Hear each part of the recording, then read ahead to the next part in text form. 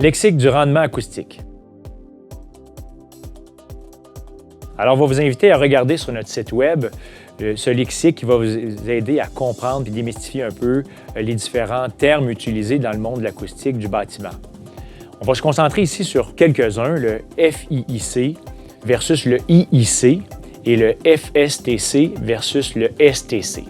On va commencer par le IIC. Le IIC, c'est le Impact Insulation Class. Alors, une unité de mesure qui a été choisie pour quantifier les performances acoustiques d'une structure ou d'une paroi.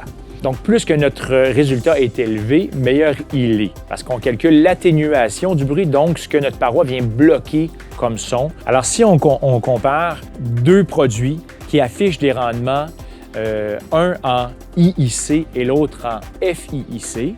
Donc, le premier en IIC, c'est-à-dire qui a été fait dans un laboratoire, dans des conditions contrôlées, dans des conditions idéales, versus l'autre qui a été fait en chantier, donc dans des conditions qui sont plus réalistes finalement de ce que vous retrouvez dans votre projet, vous retrouvez dans vos unités.